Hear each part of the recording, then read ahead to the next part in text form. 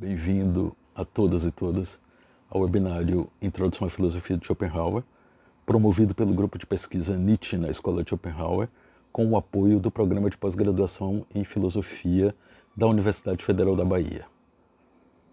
O grupo Nietzsche na Escola de Schopenhauer retoma a fecundidade da interpretação de Jörg Zalaquarda, que procurou romper a repressão mútua nos estudos sobre os dois filósofos, ao destacar Schopenhauer como um predecessor inafastável e ao classificá-lo como um filósofo prototípico para Nietzsche.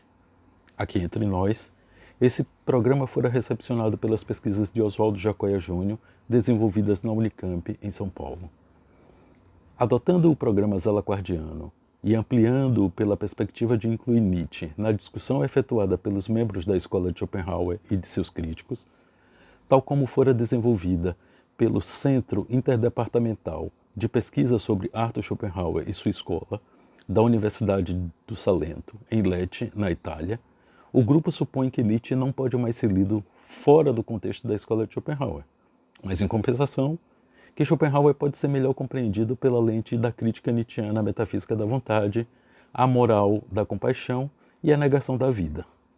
Em suma, o grupo procura construir uma abordagem plural da filosofia de Nietzsche, em seu contexto imediato da discussão com seus contemporâneos, notadamente Schopenhauer, sua escola e críticos, mas também com os antecessores e sucessores mediatos, expandindo a direção da pesquisa para o Nietzsche egresso da escola.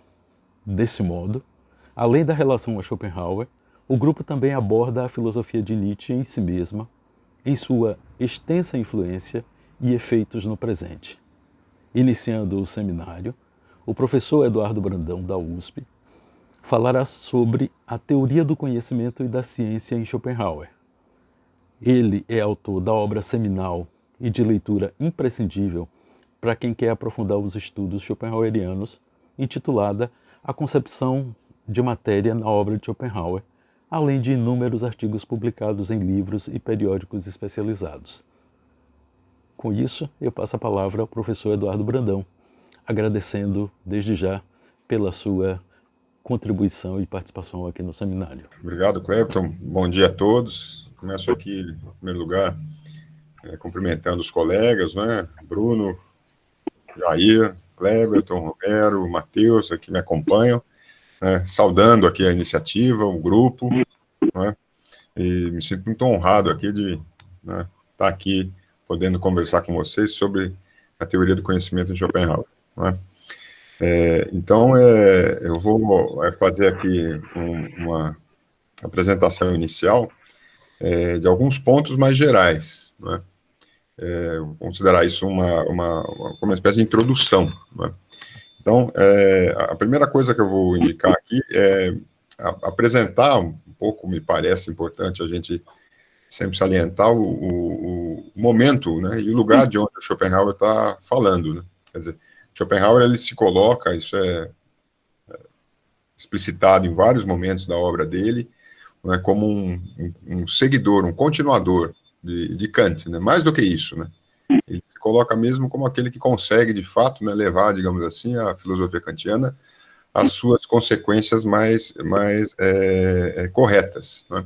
E nesse posicionamento do Schopenhauer existe um claro posicionamento contra os contemporâneos, né, dele e os outros pós-kantianos, que na impressão dele, ou na leitura dele, teriam, né, interpretado Kant de uma maneira muito equivocada, né? Os principais aí, eu acho que, né, ou filósofos aos quais o Schopenhauer se opõe, sempre com virulência, né, são os chamados, né, os três autores, né, que ele chama de sofistas, né, mas o chamado idealismo alemão, né, que hoje em dia se diz mais filosofia clássica alemã, né, que são o Fichte, o Schelling e o Hegel, né. Então, esse é o lugar de onde o Schopenhauer fala, né. Esse ponto é um ponto importante, eu acho, para a gente notar, porque com isso fica um pouco mais claro, me parece, um primeiro elemento, né, da posição do Schopenhauer acerca do conhecimento, que é entendê-lo como um idealista, né? Quer dizer, ele mesmo coloca a sua filosofia como um idealismo, né?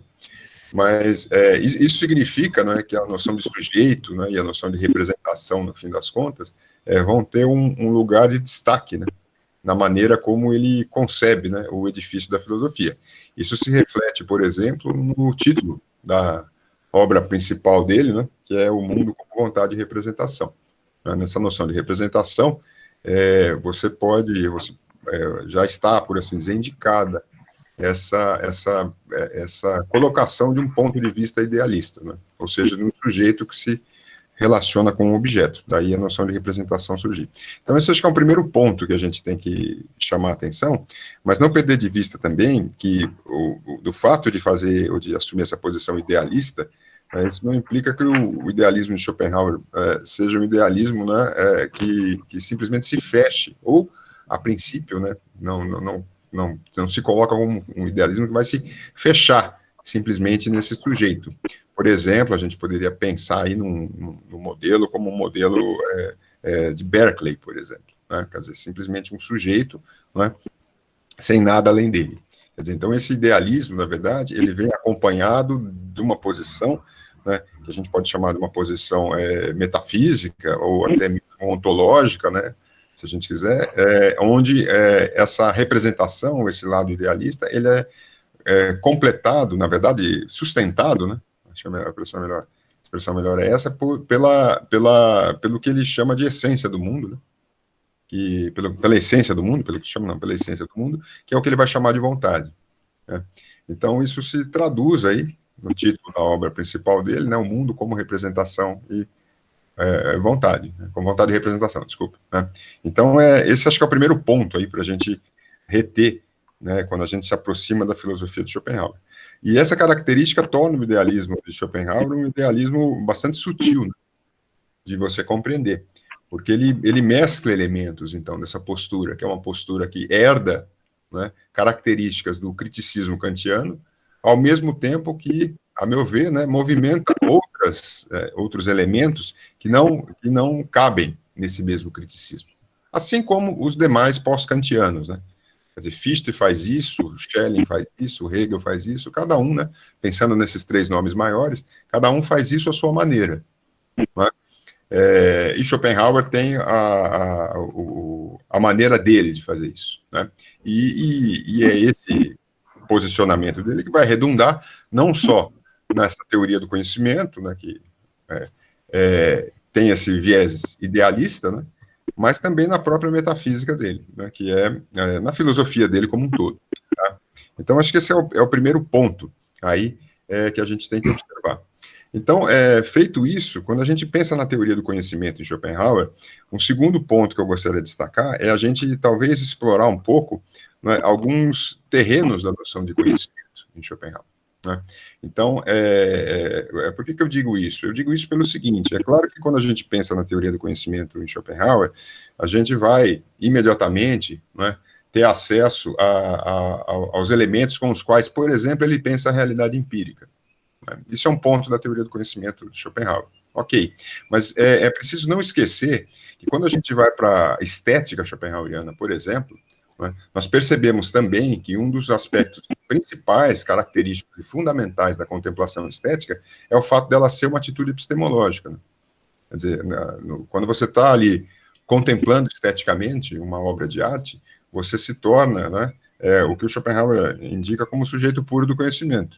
Então, ali também nós temos, né, por assim dizer, um momento que é um momento que também é epistemológico. Tá? Então, nessa minha fala aqui, eu estou dizendo isso, porque nessa minha fala aqui eu vou me concentrar na parte onde nós, por assim dizer, né, não estamos nessa forma de conhecimento atrelada à contemplação estética. Tá? Então, é isso que eu estou chamando um pouco aqui de teoria do conhecimento de Schopenhauer, né? E é esse aspecto que eu vou aqui indicar com vocês. Eu vou aproveitar esse gancho que eu fiz agora, né, com a estética, para já tentar, assim, caracterizar, em linhas mais gerais, o que seria, né, talvez, um dos traços principais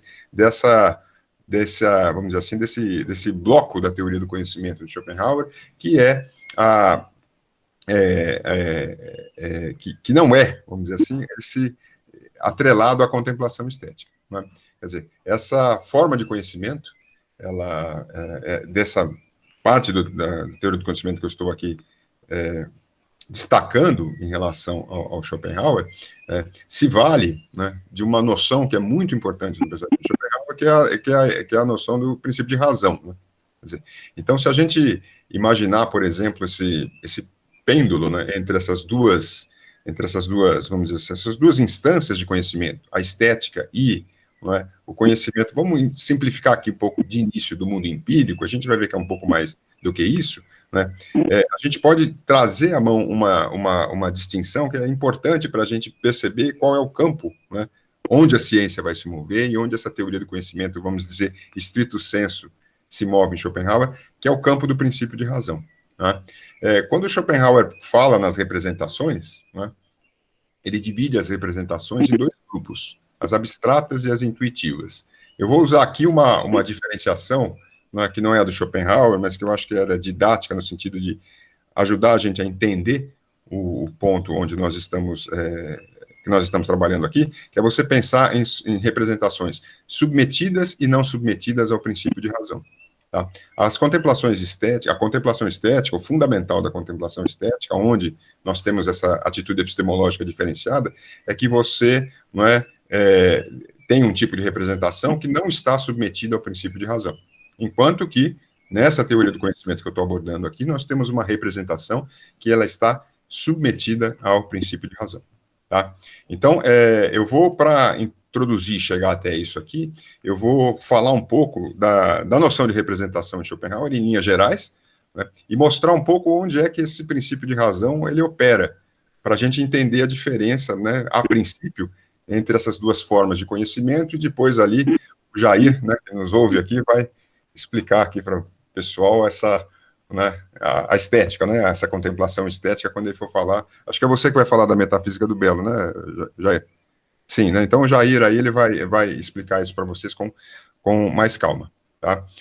Então, vejam bem, quando o Schopenhauer pensa esse idealismo dele, ele vai indicar, bom, o conceito-chave, me parece, o conceito básico desse idealismo é a noção de representação, né, que o Schopenhauer entende, né, como a relação necessária que tem de haver entre sujeito e objeto. Quer dizer, o sujeito e o objeto, eles se pressupõem mutuamente, né, e a partir disso, né, o Schopenhauer constrói a noção de representação. Né? Quer dizer, no limite, ser representação é ser um objeto para o sujeito. Tá? Então, esse é um ponto aí em que e o Schopenhauer, em vários momentos da obra, ele nota isso com bastante acuidade, ele insiste muito nesse ponto. É necessário não separar os dois, né, sujeito e objeto. Então, com isso, né, quando eu penso nessa noção de representação, ela engloba vamos dizer assim, toda relação entre o sujeito e o objeto, em que um objeto se põe para o sujeito. Então, a partir daí, a gente começa a perceber o seguinte, quer dizer, o Schopenhauer vai dizer, olha, esse objeto, ele pode se relacionar com o sujeito através do princípio de razão, e nesse caso eu estou no campo dessa teoria do conhecimento, por exemplo, que é o campo de conhecimento da ciência, ou essa relação entre sujeito e objeto pode se dar sem o princípio de razão. E aí, no caso, o objeto para o sujeito se torna uma ideia, não é? Que é aquilo que eu vou perceber, por exemplo, na contemplação estética. Tá? Um parênteses, a gente vai ver, depois que essa noção de ideia, ela tem um papel, ou um uso na filosofia da Schopenhauer que é um pouco mais complexo do que isso. Ela não se reduz simplesmente à contemplação estética, mas a gente também vai ter que lidar com ela na metafísica da natureza. Mas isso, depois a gente fala sobre isso. Tá? Então, nesse momento que nós temos uma ideia de representação ali, que envolve sempre, não é, o sujeito contraposto ao objeto, e essa relação entre o sujeito e o objeto, ela pode se dar mediada ou não pelo princípio de razão. E eu já vou chegar no princípio de razão daqui a pouco. Tá? Se ela não se der em relação ao princípio de razão, se o princípio de razão está fora disso, esse objeto que se coloca para o sujeito torna-se uma ideia. Não é? Então, aí, como eu disse, a gente está no campo mais da estética. Tá? Agora, se a relação entre o sujeito e o objeto, ela é, vamos dizer assim, permeada, realizada, não é, através do princípio de razão, bom, aí eu estou num outro grupo, né, um outro tipo de representação, e por exemplo, né, o tipo de representação com a qual a ciência produz o seu conhecimento. Então, daí eu tenho uma outra dimensão do conhecimento, não é? Se a gente quiser assim, em Schopenhauer. É claro que, quando eu falo isso, a gente não pode perder de vista que não pode haver uma ruptura entre eles, né, entre essas duas dimensões, porque o próprio Schopenhauer insiste, né, que o seu pensamento é um pensamento único, no sentido de que nós temos ali, não é, na estrutura da sua filosofia, ou se a gente pensar em termos, né, mais materiais, na própria estrutura do mundo como vontade e representação, uma caixa de ressonâncias, né? Quer dizer, eu acho que essa é uma das maneiras de você entender esse pensamento único. Então, aquilo que eu observo, né, no princípio de razão tem que se coadunar com aquilo que eu observo, por exemplo, né, na metafísica do belo ou na metafísica dos costumes, tá? Então, todas essas formas, na verdade, né, essas partes da filosofia de Schopenhauer, elas têm que conversar, tá? Mas, enfim, então, feitas essas observações iniciais, eu vou aqui, então, já indicar para vocês o seguinte. Então, dentro dessa teoria do conhecimento do Schopenhauer, o que eu estou aqui abordando é essa representação, que não é, vamos dizer assim, se encontra submetida ao princípio de razão.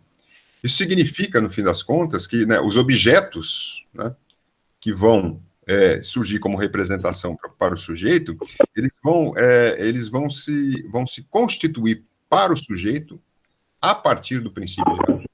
Tá? Então, o princípio de razão, no fim das contas, ele acaba funcionando em Schopenhauer, né, como uma espécie de... É um mecanismo a priori da subjetividade, né, que serve, por assim dizer, né, para... por assim dizer, para coordenar, vamos dizer assim, constituir a relação dos objetos para o sujeito, não é? A existência desses objetos como representação para o sujeito. Então, quando eu penso na ideia, mais uma vez eu vou indicar aqui, se eu suspendo o princípio de razão, não é? E a minha relação é simplesmente entre o sujeito e a ideia, é porque a ideia tem uma existência própria, né? Quer dizer, a ideia, na verdade, ela existe como um ato individual da vontade, então a existência dela não está ancorada, vamos dizer assim, ou sustentada, né, realizada, né, pelo princípio de razão. Quando eu vou para o princípio de razão, os objetos, na verdade, têm uma existência relativa uns entre os outros. Então, eles começam a existir para o sujeito como representações, mas como representações que estão numa relação de razão e consequência. Tá? Então, por exemplo, é assim que eu vou perceber os objetos empíricos. Por exemplo, é assim que eu vou perceber uma outra classe de objetos, que são os conceitos. É assim, nessa relação mútua entre os objetos, entre as representações, que eu vou perceber os objetos da matemática. E a mesma coisa vai valer para o meu corpo, né, enquanto, né, para as ações do meu corpo. Esse é um outro ponto que eu vou indicar aqui com um pouco de calma. Tá? Então, essa representação submetida ao princípio de razão que constitui o domínio próprio aí do conhecimento científico. Tá? Então, quando a gente vai abordar a teoria do conhecimento de Schopenhauer, além dessa noção de representação, um ponto importante para a gente perceber, descobrir ou trabalhar, é tentar entender aí essa constituição desse princípio de razão. Né? Então, o Schopenhauer, né, aqui todos são schopenhauerianos e conhecem, mas para os que não conhecem, ele desenvolve isso, né, num texto dele, que originalmente foi a tese de doutoramento dele, que é o texto sobre a quádrupla raiz, né, ou quadrúplice na tradução do Oswaldo, né, que saiu agora recentemente entre nós, né, sobre a quádrupla raiz do princípio de razão suficiente. Tá? Então, esse texto, na verdade, é o texto, me parece, aí, o texto mais indicado aí, não é, entre todos do Schopenhauer, para a gente entender, ou para a gente perceber qual é esse domínio aí, né, do princípio de razão, que coordena essas representações aí para o sujeito, essas classes de objetos para o sujeito. Então, reparem, assim, isso eu acho que não esgota tudo, mas em linhas gerais, porque tem algumas coisinhas aí que ficam de fora do que eu vou falar aqui. Mas, em linhas gerais, talvez a gente possa pensar, para facilitar, do ponto de vista didático, que você tem objetos, né, ou seja, representações para o sujeito, ou elas... Isso não resolve tudo, mas eu estou simplificando aqui um pouquinho. Ou elas são submetidas ao princípio de razão, né, nas suas 4 classes, como a gente vai ver, ou então a gente tem a ideia. né, que é uma outra representação, que é um objeto que está fora, não precisa do princípio de razão, né, para que ela se torne representação para nós. Tá? Então, isso dá uma ideia, mais ou menos, assim, geral, desse campo onde vai se conduzir o conhecimento científico. Tá? Então, o que nós teríamos agora é que avançar ou falar um pouco sobre esse princípio de razão. Né? Como eu disse a vocês, o texto mais indicado para se fazer isso é a quádrupla raiz. Quando você vai ler o livro 1 do mundo, né, que a princípio não está tratando disso, é muito difícil para o leitor ali conseguir entender esse esquema das 4 raízes a partir do texto do mundo como vontade de representação. Na sua tradução, né, Jair, você coloca uma nota providencial ali para o leitor, num dado momento, né, explicando as 4 raízes para o leitor. Né, porque é muito difícil para o leitor, pelo menos me parece, é mais difícil para o leitor de primeira viagem, né, chegar ali na sequência do mundo como vontade de representação e extrair a estrutura das 4 raízes do princípio de razão suficiente. Tá? Então, eu vou falar aqui um pouco a partir da quádrupla raiz, vou dar algumas indicações, assim, em linhas gerais, do que são cada uma dessas raízes, né? O que é o princípio de razão e por que você tem essas raízes, né? E como é que, mais ou menos, cada um, né, organiza o que o Schopenhauer chama de uma classe de objetos para o sujeito. Né? São esses objetos que existem para o sujeito como representações, uns em relação aos outros. Então, esse é mais ou menos o sentido aí desse princípio de razão suficiente. Tá? Então, agora, então, eu vou entrar, né, não sei se se alguém faz alguma intervenção aqui, eu vou direto, Cleber, acho que eu vou direto e depois a gente coloca, né, questões, tá? Então, eu vou entrar um pouco no que me parece ser aí uma caracterização geral, primeiro, desse princípio de razão suficiente, e vou falar um pouco das 4 classes, né? É um tema que não é simples no Schopenhauer, acho que ele requer uma leitura bastante detalhada, então aqui eu vou fazer o possível, né, em 20 minutos aqui, só para dar uma ideia geral, né? Depois a gente entra um pouco mais nas questões, tá?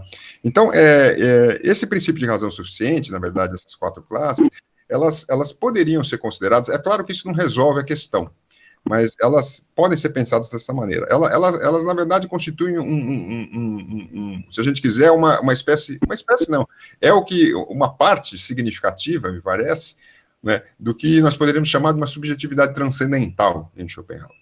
Tá?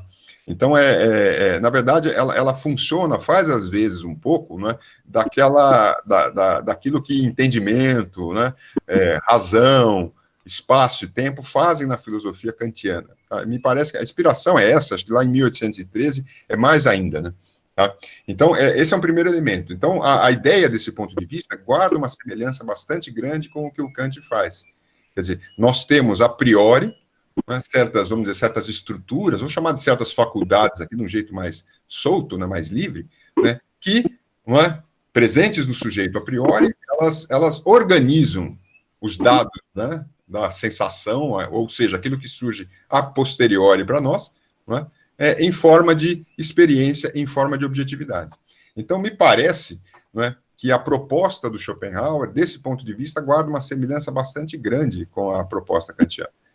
Não é? Então, nós teríamos aí, nesse princípio de razão suficiente, uma parte significativa aí da subjetividade transcendental vista do ponto de vista schopenhaueriano, que guarda semelhanças com a kantiana, é claro, mas guarda diferenças enormes também. Eu acho que são mais diferenças do que semelhanças. Não é? Mas, de qualquer maneira, você tem aí uma proximidade. É? Para quem vai na primeira edição do mundo, primeira edição da quadrúplice raiz, da quádrupla raiz, que é de 1813, não é? O Schopenhauer, por exemplo, assume as 12 categorias kantianas lá no texto. Não é? E em 1847 ele joga todas fora e fica só com a causalidade, que nem funciona mais como uma categoria kantiana, mas ele guarda ainda a referência. Tá? Então, esse é um paralelo que a gente pode fazer, ajuda para quem já conhece um pouco de Kant, mas é um paralelo para ser feito aí com limites, né? Porque existem uma série de diferenças entre, vamos dizer assim, as duas subjetividades transcendentais. Tá? Então, isso é um ponto que é importante a gente entender. Então, notem, né? Nesse campo das representações submetidas ao princípio de razão, não é? Você tem, então, esse princípio a priori, não é? No sujeito, e a partir do momento em que os dados, né, vamos dizer assim, os dados chegam até nós, vou usar essa expressão, não é? Esse princípio vai justamente organizando, né, essas representações, constituindo-as como objeto para o sujeito, não é? Umas em relação às outras, não é? E, consequentemente, aí eu construo o mundo empírico, se eu quiser chamar isso, eu vou usar mundo entre aspas, né, bem entre aspas, mas todo os nossos raciocínios lógicos, né, constituo todo o campo da matemática e entendo as ações do meu corpo, por exemplo. Tá? Então, essa estrutura a priori é que, por assim dizer, acaba organizando esse conteúdo empírico e, a partir dele, com o conhecimento, esse conhecimento atrelado ao modo científico, né, que se vale do princípio de razão, depois eu vou falar um pouco sobre isso aí, né, ele se realiza dessa forma. Tá? Então, você tem toda uma organização, digamos assim, que se dá a partir dessa estrutura a priori. O Schopenhauer vai dizer o seguinte, quer dizer, o que é esse princípio? Esse princípio diz o seguinte, na formulação, né, que o Schopenhauer faz ali no final do texto, nada é sem razão de ser. Quer dizer, uma das maneiras de você entender isso, me parece, é você perceber o seguinte, né, quer dizer, sempre que você achar no interior desse um objeto constituído a partir desse princípio, ele vai estar numa determinada relação com alguma outra coisa. Tá? Então, essa me parece uma maneira de você entender isso aí. Apresentado dessa forma geral, o Schopenhauer vai dizer o seguinte, no entanto, essa forma geral, na verdade, ela nunca vai se dar mesmo. Quer dizer, ela é um gênero, né? Ela é um gênero, na verdade, que a gente nunca vai encontrar isso assim, não é tão abstratamente apresentado. Nós só vamos encontrar, digamos assim, objetos constituídos a partir dessa raiz geral, não é? A partir dessa forma geral, não nesse gênero, mas nas suas espécies, que o Schopenhauer caracteriza em número de 4. Né? Então, nós temos aí, na verdade, o que o Schopenhauer vai chamar de 4 raízes do princípio, no interior dessas, ou como elementos dessa nossa subjetividade transcendental. Então, a partir dessas 4 raízes, vão se constituir, o Schopenhauer diz, de 4 classes de objetos para o sujeito. Então, notem, esses objetos, eles vão surgir como representação para o sujeito, né, justamente no interior, ou como representações, né, constituídas a partir dessa, né, dessa estrutura a priori que eu carrego aí, né, no meu intelecto, né, que é caracterizada pelo princípio de razão. Tá? Então, quais são essas 4 classes? E com isso, nós temos as 4 classes de objetos para o sujeito. A primeira classe aí é o que o Schopenhauer chama do princípio de razão suficiente do vir a ser. Quer dizer, que classe é essa, né? Essa classe, na verdade, ela regula pro sujeito a aparição das representações empíricas. Né? Quer dizer, são, no limite, os objetos empíricos, tais como eles se dão para nós, né, no espaço, no tempo, quer dizer, não é? E se dão para nós, segundo Schopenhauer vai dizer, como matéria, né, como causalidade, através da causalidade. Então, essa primeira raiz do princípio de razão suficiente é aquela que o Schopenhauer vai chamar de lei da causalidade. Né? Então, aqui, a relação de causa e consequência, ela liga um efeito a uma causa. Tá? Então, com isso, nós vamos tendo a matéria empírica e os objetos empíricos vão surgindo através de nós. Essa é a classe, né, que coloca diante de nós o mundo empírico. Tá? É a primeira classe. Tá? Então, aí, a forma que rege isso aí é a lei de causalidade. Né? Como objeto, a gente vai perceber esse objeto como matéria, né? Então, como eu disse, são os objetos empíricos que estão diante de nós. E um segundo ponto que eu vou indicar para vocês aqui, para indicar para vocês aqui, é que essa causalidade, não é? Isso é um ponto importante para entender a estrutura do princípio de razão como um todo, ela é dividida pelo Schopenhauer em três espécies. Né? Você tem a causalidade stricto sensu, né? Que é uma causalidade que opera, né? Eu vou usar informações aí de textos variados do Schopenhauer, principalmente no reino. Dizer que ela é do reino orgânico exclusivamente não é muito correto, mas é o tipo de causalidade mais estrito sensu. É, por exemplo, aquela que a gente tem, por exemplo, quando uma pedra bate na outra, por exemplo. Tá?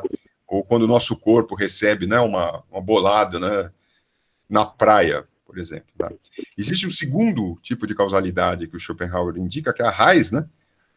excitação ou estímulo, que é aquele tipo de causalidade vinculada a movimentos involuntários. Então, por exemplo, o movimento peristáltico no seu intestino, ou a planta que cresce, né? Quer dizer, ainda são movimentos, no fim das contas, que não envolvem, né, não exigem a presença de nenhuma consciência, né? Quer dizer, a consciência, na verdade, é aquela que representa, né? Então, uma planta, por exemplo, para crescer, né, a princípio não precisa de consciência. Isso é um outro ponto também que a gente poderia ir em textos de Schopenhauer para tornar mais precisa a leitura. Mas aqui, ok. E existe um terceiro tipo de causalidade, que é o motivo, né? Quer dizer, o motivo, na verdade, ele já se coloca, que é um tipo de causalidade que ela opera no reino animal.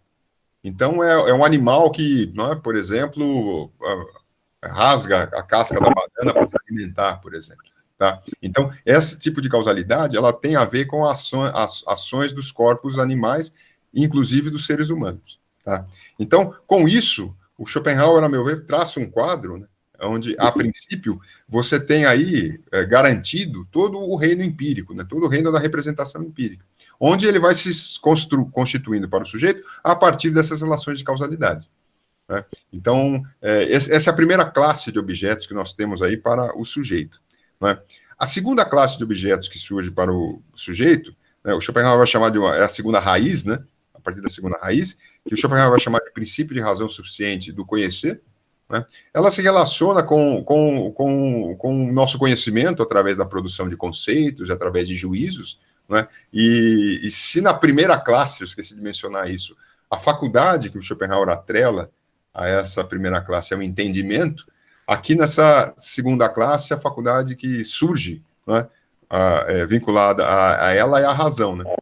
Então, essa segunda classe, ela, na verdade, garante, ou seria o conjunto, né, de objetos que surgem para o ser humano, né? O Schopenhauer toma uma definição clássica de ser humano, né, como ser humano como ser racional, é um animal racional, é o único que tem essa classe, os outros animais não têm, isso caracteriza específico do ser humano. Então, o ser humano constitui uma segunda classe de objetos para ele, que são os conceitos, né, os juízos, né, e é onde, assim, vamos dizer assim, o conhecimento científico se formaliza aí, né? Quer dizer, o conhecimento científico não se resume a isso, porque tem elementos empíricos do conhecimento científico, ou seja, que são oriundos da primeira classe de objetos. Mas a ciência trabalha com conceitos, com formalizações, né, com teorias, e a partir dessa segunda classe, né, nesse conjunto de objetos que existem para o sujeito, que se constitui o conhecimento científico.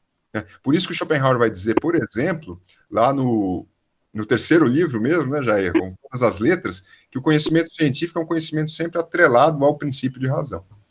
E por isso, né, por outras razões, depois quando a gente fala de metafísica da natureza, por essas razões que o conhecimento científico não consegue, né, atingir nunca a essência das coisas, porque ele fica preso ao princípio de razão, mas isso é já uma outra explicação.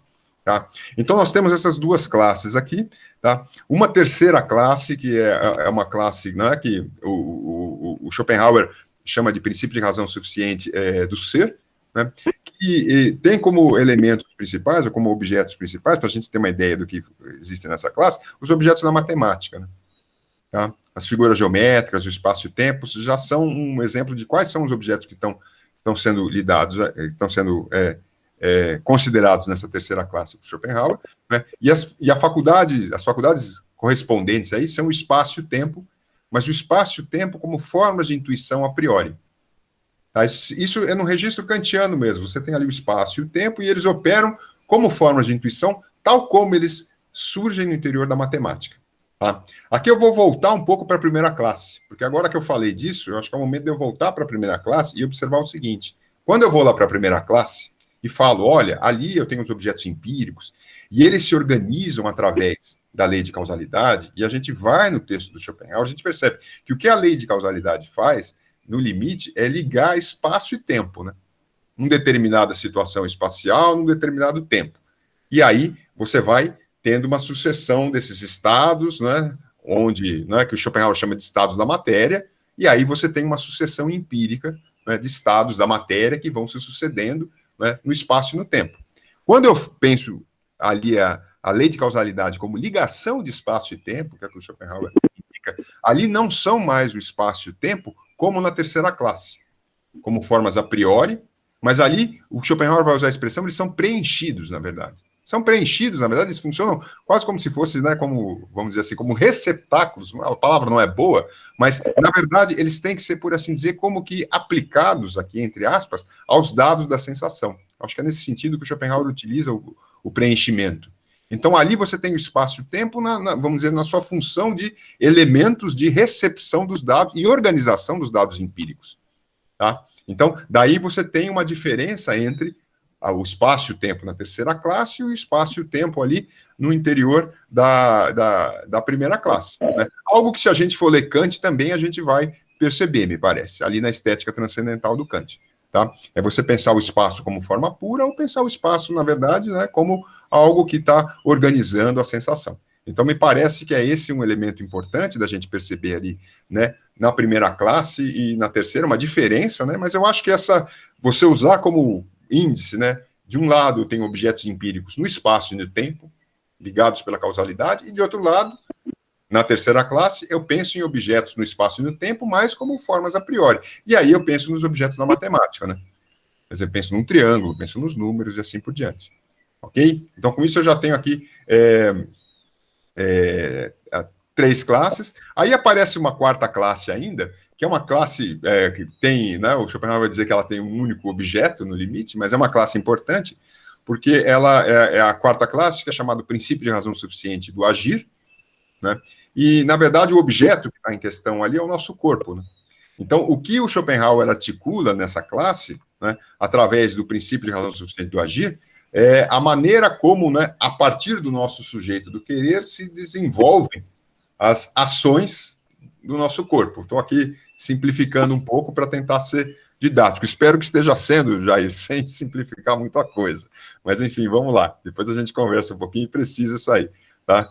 Então, vejam bem, ali você tem o sujeito do querer, né, que se torna objeto para o sujeito do conhecer, tá? Mas o fundamental, o que a gente vai indicar aqui, é que com essa quarta classe, o Schopenhauer está introduzindo também, né, a partir da nossa subjetividade transcendental, um mecanismo pelo qual as nossas ações vão se produzir no mundo empírico. E vão se produzir de uma maneira absolutamente necessária. Aqui, a gente tem que fazer um trânsito necessário para entender um pouco essa estrutura da quarta classe para a primeira.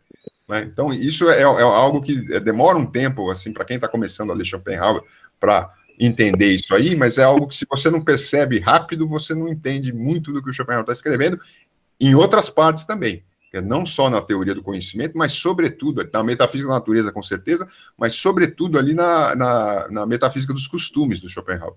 Esse é um elemento muito importante. Então, o que acontece? Nós temos aí, então, esse princípio de razão suficiente, né, que, na verdade, vai descrever para o leitor o seguinte: bom, o meu sujeito do querer, né, vai, digamos assim, eu vou simplificar um pouco aqui, vou indicar um pouco, ele vai reagir sempre da mesma forma e sempre segundo, não é, esse princípio de razão suficiente.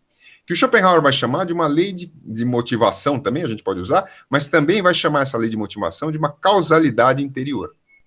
Então, qual que é o esquema que o Schopenhauer vai montar aqui? Ele vai montar o seguinte, vai dizer o seguinte: olha, eu tenho um querer, um sujeito do querer, né, em cada um tem o seu próprio querer, né, e esse querer, na verdade, ele vai reagir sempre da mesma maneira diante, digamos assim, de uma causa que se coloque para ele. Então, para explicar isso, para entender isso, o leitor tem que voltar à primeira classe e lembrar das 3 formas de causalidade do Schopenhauer, que são a causa, o raiz e o motivo. O motivo, na verdade, como eu já disse, é um tipo de causa, né? E aqui tem que ir para o alemão para ver a diferença, né? Causalität, né? Enquanto que a primeira causa empírica, aquela do mundo mais empírico, é a Ursache, né? Então, existe uma diferença no alemão, mas aí nas traduções vocês conseguem perceber isso, né? Então, o motivo é uma forma de causalidade própria do animal, que é o que tem consciência, que é o que representa, né? E que tem esse querer, né? Tá? Que vai se exteriorizar numa ação. Então, o que o Schopenhauer está dizendo é o seguinte: olha, dado um determinado motivo, qualquer animal, o homem inclusive, vai reagir sempre da mesma maneira. Então, essa quarta classe, na verdade, mostra que, a priori, digamos assim, para eu entender como é que se dão as minhas ações no mundo empírico, eu já tenho, assim, uma lei, um princípio de razão suficiente que faz com que, a partir do meu querer e de um motivo dado, não é, a minha ação ocorra sempre do mesmo modo. Tá? Isso aí tem implicações enormes para a teoria do caráter em Schopenhauer, para a metafísica dos costumes, para toda a metafísica do Schopenhauer. Então, Schopenhauer faz isso, na verdade, essa relação, essa correlação estrita entre o motivo e a ação, né, de tal forma que a minha ação ocorre de uma forma sempre necessária, né, para garantir também, para ser coerente com elementos da metafísica dele. A imutabilidade do caráter, por exemplo, né? O que implica uma imutabilidade das ações. Isso aqui eu não vou entrar muito nessa questão, senão eu vou aqui, como a gente pode dizer, a gente vai, né, desviar muito do assunto. Eu estou só chamando a atenção, porque eu sei que vão ter colegas aí que depois vão vir falar sobre isso, e eles vão ter que voltar a esse ponto. Tá?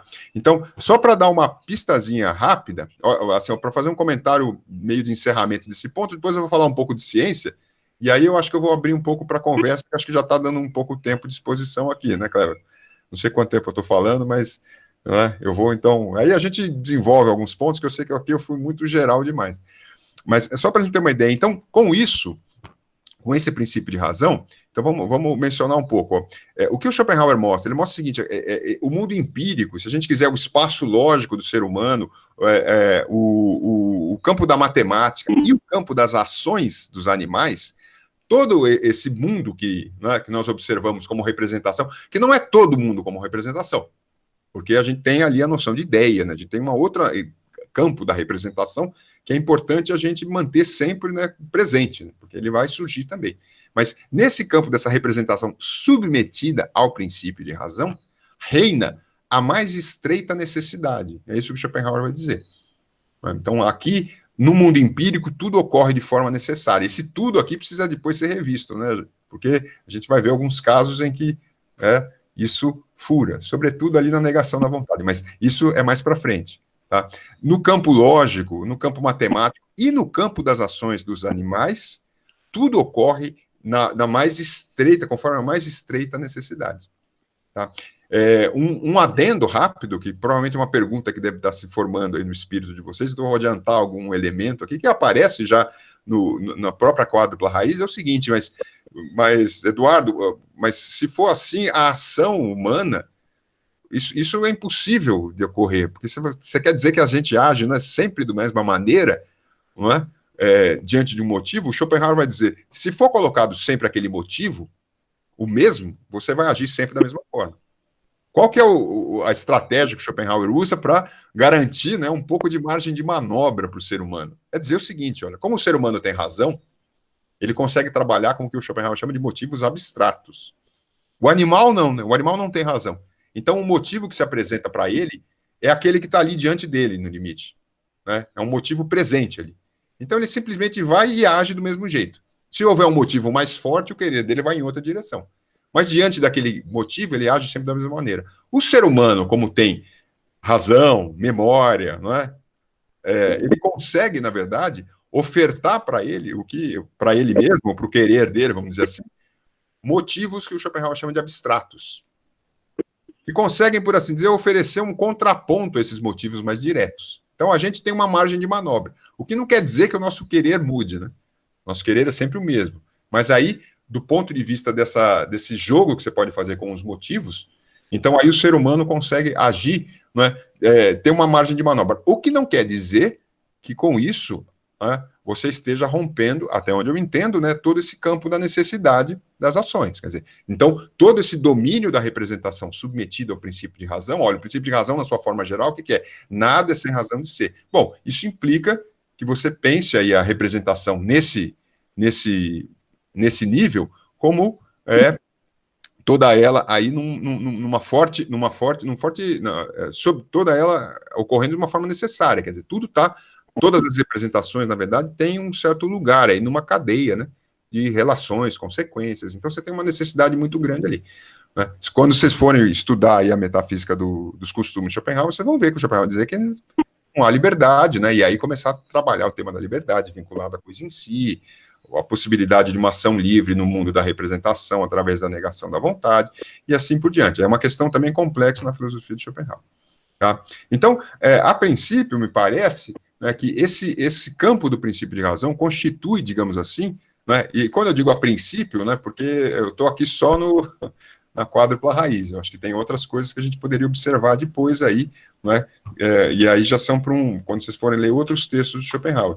Então, a princípio, nesse campo da teoria do conhecimento, o elemento principal e mais importante é você, na teoria do conhecimento de Schopenhauer, é você perceber como é que funciona esse princípio de razão.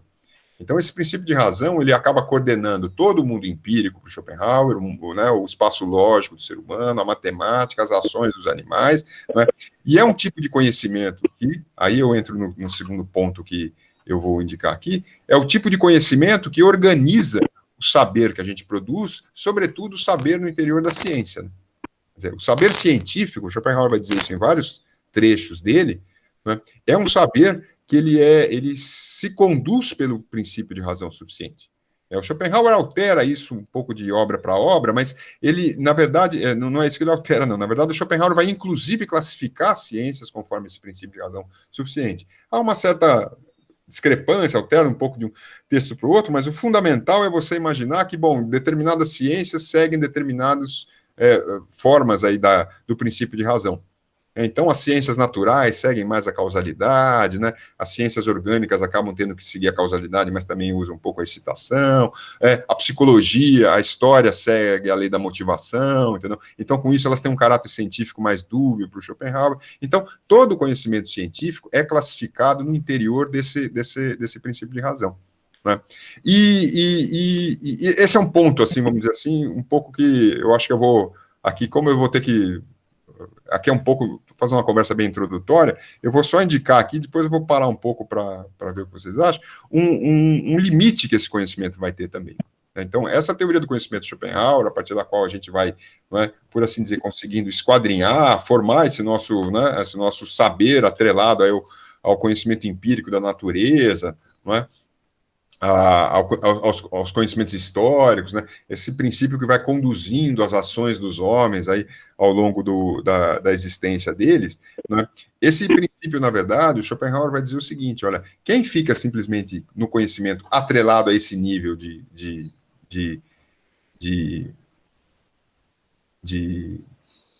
atrelado ao princípio de razão, não consegue ultrapassar a representação na direção daquilo que é a sua essência. Né? Então, quando Schopenhauer pensa a representação, o mundo como vontade de representação, ele está indicando, né, na verdade, é a tarefa do filósofo, da filosofia. Bom, para você entender o que é essa representação, para além dela mesma, né, você tem que abandonar esse conhecimento, né, preso ao princípio de razão, na verdade. Né? Então, esse é um ponto que aparece aí para o Schopenhauer, que é um ponto que também a gente vai ver que não é, assim, dá para matizar isso que o Schopenhauer diz. Schopenhauer diz isso, por exemplo, com todas as letras no terceiro livro, né? Mas, de qualquer maneira, a implicação que o Schopenhauer vai dizer é o seguinte, olha, se eu fico simplesmente preso a esse conhecimento do princípio de razão, que é o que a ciência faz, bom, eu simplesmente vou ficar ali, né, explorando, ou construindo, ou conhecendo relações de causa e consequência, né, de uma série de razões.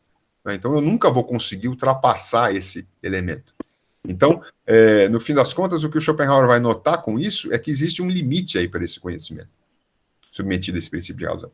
Né? E quando se chega a esse limite, quando a ciência chega a esse limite, né, é o momento em que ela percebe, bom, aqui eu tenho que parar.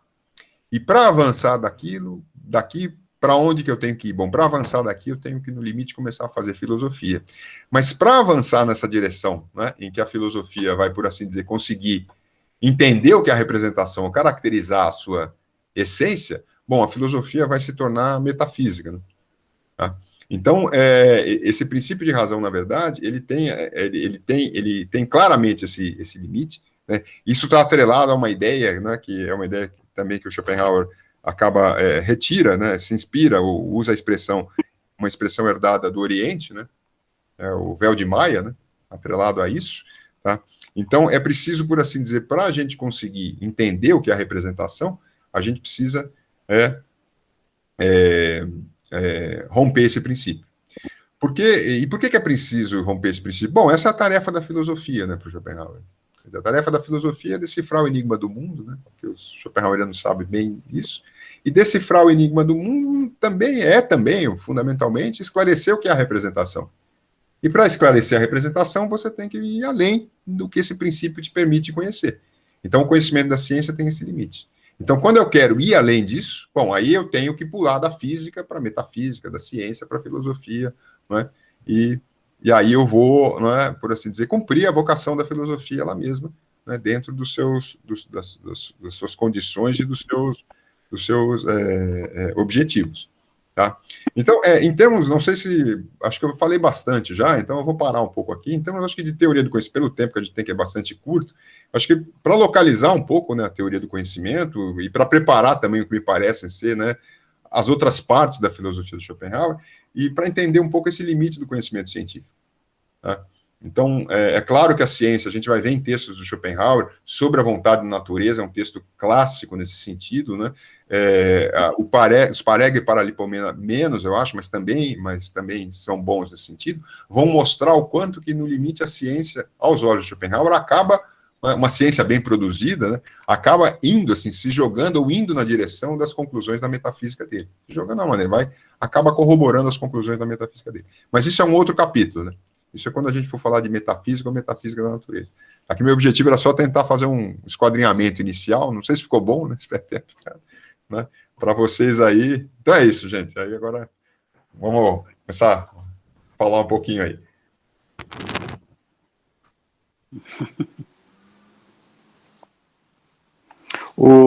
Posso iniciar aí, pessoal? Pode, claro, Jair. Pergunta?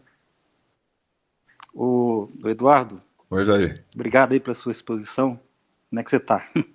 Estou bem. É o seguinte, Eduardo, eu estou em mente aqui com a tradução do Jacóia e do Gabriel Valadão, da Quadrúplice Raiz do Princípio de Razão Suficiente, em que eles traduzem o termo Erscheinung por aparição. Erscheinung. Erscheinung, eles traduziram por aparição. Erscheinung, exatamente. Eu, nas minhas traduções, né, traduzi o Erscheinung por aparência. E por quê? Porque justamente, notando isso que você observou aí, que esse princípio de razão, pelo menos a acreditar nas palavras do Schopenhauer, ele tem um caráter parecido com o que os indianos chamam do véu de Maia. Ou seja, é o véu da ilusão. Então, nesse sentido, o termo aparência me parece muito mais propício para caracterizar esse caráter ilusório do mundo empírico do que propriamente o termo aparição. Porque o termo aparição, em português, a gente sabe que tem um caráter assim, de acontecimento extraordinário. Né? Por exemplo, a mula sem cabeça, um fantasma que é uma aparição, etc. e tal. Então, a pergunta que eu gostaria de colocar para você é como é que você vê, já que você aproximou o Schopenhauer do Kant, né? Como é que você vê esse caráter do mundo empírico, que é a base do mundo da ciência, na sua caracterização pelo próprio Schopenhauer como um mundo ilusório? Como é que a ciência se salva dessa matriz, digamos assim, indiana, que o Schopenhauer está conferindo ao mundo da experiência? Que não se cansa de dizer, é um mundo onírico, o mundo submetido ao princípio de razão é o mundo de Maia, que é o véu da ilusão, etc. e tal. Então, como que você se posiciona nisso daí? Resumindo, o Schopenhauer está mais para Platão ou para Kant? Então, eu acho que ele está para os dois. Olha, eu acho, Jair, é o seguinte, a impressão que me fica é sempre a seguinte, eu acho que essa noção de, vamos dizer assim, de véu de Maia, para você pensar o mundo como o mundo submetido, a representação submetida à representação como uma representação ilusória, eu acho que eu matizaria da seguinte maneira. Me parece o seguinte, se você pensar o mundo como vontade e representação, submetido ao princípio de razão, ele vamos dizer assim, ele é um mundo, como ele é constituído a partir do princípio de razão, ele é um mundo consistente, vamos dizer assim. Ele tem uma lógica própria, a representação funciona numa lógica própria para nós. Tá? Então, por exemplo, o fato de você constituir a realidade empírica a partir do princípio de razão, o fato de você constituir o espaço lógico de raciocínios a partir do princípio de razão, fazem desse campo da representação um todo coerente. Então, para o sujeito que está nessa perspectiva, ele aparece como um todo coerente. Quer dizer, inclusive o sujeito que está aí, ele nem tem a noção de que isso é uma aparência. Então, eu acho que a ideia da aparência, na verdade, ela surge, me parece, a partir do momento em que você adquire a consciência de que aquela representação, na verdade, por trás, né, vamos por trás entre aspas, você sabe que por trás aqui é aquela... Existe uma essência que, no fim das contas, não pode se mostrar diretamente nela. Então, não sei se eu estou me fazendo claro, quer dizer, então eu acho que a relação que você tem aí com a aparência é uma relação que surge no interior da perspectiva da metafísica. Então, o que eu sempre me parece, o físico, na verdade, o cientista, no limite, ele está pouco se lixando para isso. Quer dizer, você imagina, a ciência dele está sendo ali produzida, né? Aquele mundo tem uma coerência para ele. Né? Então, é claro que me parece um primeiro aspecto que a gente tem aí a considerar. Mas, no entanto, né, de fato, quando você começa a fazer filosofia, você percebe esse caráter, né, que é um caráter aí ilusório, de sonho. Né? E justamente por conta disso, é que você vai precisar, me parece, algo que, por assim dizer, sustente essa, vamos dizer assim, o que eu falei, como foi a expressão que eu usei? Essa consistência, né, desse sonho. Não sei se me fiz claro, quer dizer o mundo do princípio de razão é consistente para quem usa o princípio de razão, mas a hora que você percebe que ele é um sonho, eu acho que é justamente uma aparência, é justamente a metafísica que vem, por assim dizer, conferir, me parece, né, legitimidade para esse sonho, no sentido de sustentabilidade mesmo. Né? Então, veja bem, não sei se me fiz claro. Então, me parece um pouco que a gente está, como eu falei, mais entre Kant, um tanto a Kant e um tanto a Platão. De um lado, você reconhece que é tudo só cópia, não sei o quê, não é? Cópia, ok. Mas Platão, se eu entendo bem. De outro lado, parece, quando você reconhece a vontade como essência de toda a representação, e você percebe que a representação, no limite, é um fenômeno da vontade, você confere uma espécie de consistência para esse sonho. Um pouco de conteúdo para ele. Então, ele não é simplesmente algo que está solto. Não é simplesmente um shine, no sentido que o Kant me parece usar. Né? Quer dizer, quando ele acha que o Kant migra do shine para o Erscheinung, me parece que o sentido do Erscheinung, né, aqui eu estou pensando aqui, não é, com você, Jair, você me disse o que você acha. Né? O Erscheinung, na verdade, ele tem esse conteúdo ali. Você não pode basear que ele seja uma mera shine. Ele é algo que aparece. E por isso você usa o Erscheinung, por exemplo, em Kant. É uma maneira que eu estou pensando aqui com você aqui. Então, eu acho que no Schopenhauer existe esse duplo jogo, assim. Em certa medida, eu acho que conforme o lugar em que você está, ele está mais para Platão. Eu acho, por exemplo, no terceiro livro ele está mais para Platão. Já no segundo livro, eu acho que ele estaria um pouco mais para Kant. Pensando assim, quando você vai na metafísica da natureza ali, que é justamente onde ele começa a trabalhar. Então, me parece que é difícil esse ponto, né? E você, quando mudou a tradução ali, né, foi legal porque a gente parou para pensar nisso aí também. Né? Então, eu tenho a impressão de que não é uma decisão difícil, é verdade. Eu acho que é uma coisa assim que, assim, me parece que o Schopenhauer, às vezes, dá a impressão que ele oscila um pouco, né?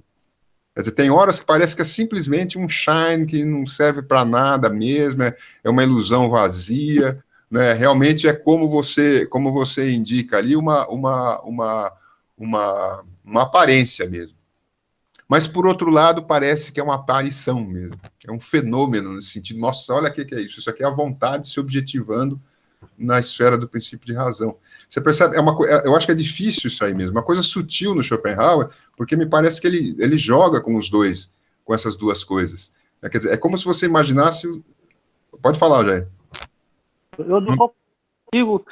Até por isso é interessante, tem uma sutileza na obra do Schopenhauer, que é o seguinte, pelo menos eu vejo assim, há as aparências, mas há as aparências extraordinárias, e essas são justamente os fenômenos. justamente por conta dessa oscilação. E o que são as aparências extraordinárias? Que são os fenômenos? São aqueles eventos relacionados justamente à vontade. Ou a negação ou a afirmação da vontade. Por exemplo, o riso, a própria negação ascética da vontade, o amor sexual, a compaixão. São momentos em que há uma irrupção dessa realidade numênica no mundo das aparências. Então, essa oscilação aí eu concordo realmente contigo, mas eu gosto de trabalhar com essa sutileza que tem no pensamento dele, sabe? Mas, enfim, eu concordo em grosso modo com o que você falou, sem dúvida alguma, observando essa sutileza. Então, na verdade, Jair, essa sutileza que você falou, não sei se você viu quando eu falei da representação submetida ao princípio de razão, a gente tem que tomar um pouco de cuidado. Tem alguns momentos em que a vontade, ela irrompe mais diretamente, né? Você tem razão nisso aí. Então, eu acho que para o tradutor, e eu acho que você está pensando aqui principalmente como tradutor, né? Eu acho que notar isso nas traduções é importante. Então, ver a diferença da aparição para a aparência, entendeu? Essas sutilezas vão sendo construídas, entendeu? Mas eu concordo com o que você falou, então, porque a gente sabe que tem alguns momentos em que, de fato, vamos dizer assim, o que a gente observa, né, no mundo empírico, né, é mais extraordinário. É o caso, por exemplo, da ação livre pela negação da vontade. Esse é um caso, por exemplo, que você mencionou aqui. Então, aí, de fato, é uma sutileza mesmo. Como eu disse, né, a impressão que me fica, Jair, é que você vai tendo, assim, vamos dizer assim, níveis de esgarçamento do véu de Maia, né? Desde o véu de Maia totalmente colocado ali para a ciência, como um nível onde ele está praticamente todo esgarçado aí, no caso da negação da vontade, né? E no caso, o limite que ele completamente desaparece. Então, eu concordo com você. É sutil isso no texto do Schopenhauer, não é fácil acompanhar.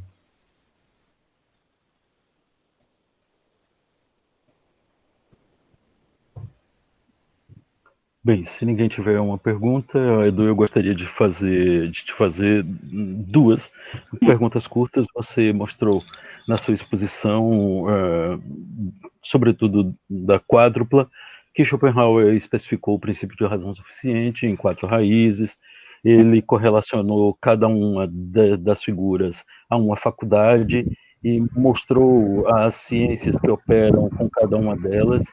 Ele também especificou a causalidade em causa estrito sensu, em estímulo e motivo, mas motivado por sua remissão do princípio de razão do agir à metafísica dos costumes, eu tenho uma pergunta que é a seguinte: se na primeira figura ele fala de causa, forças originárias da natureza e de lei natural, né, por simetria, na quarta figura,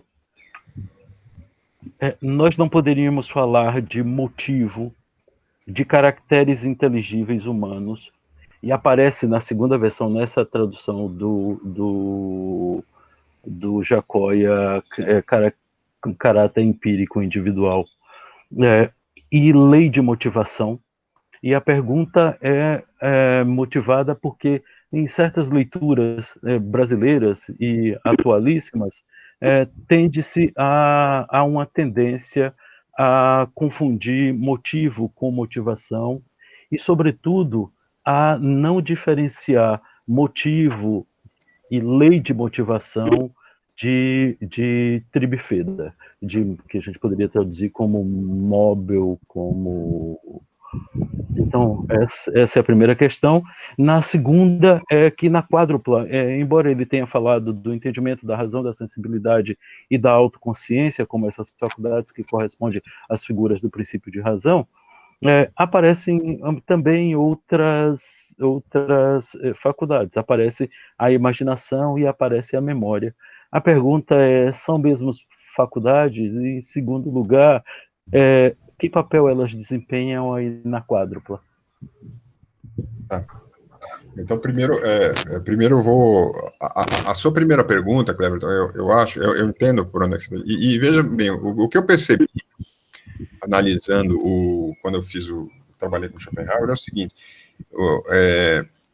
existe uma estreita correspondência entre, nesse ponto que você chamou a atenção aqui, entre metafísica da natureza e metafísica dos costumes, em Schopenhauer.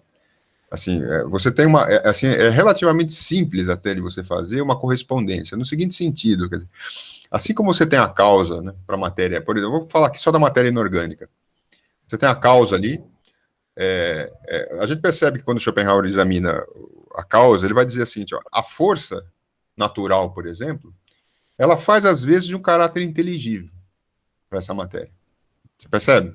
É por isso que você não tem individualidade, por exemplo, na natureza inorgânica. Você pega, por exemplo, a gravidade seria um caráter inteligível de toda a matéria no mundo. Então, a matéria que, no limite, só está submetida ali à gravidade, você imagina na matéria inorgânica, qual que é a diferença de um rochedo para o outro? Né?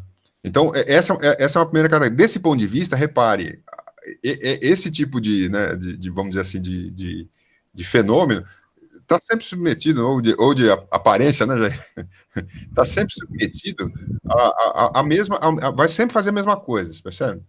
Então, quando você vai ali para a metafísica dos costumes, quem faz, às vezes, da noção de força é a noção de caráter inteligível.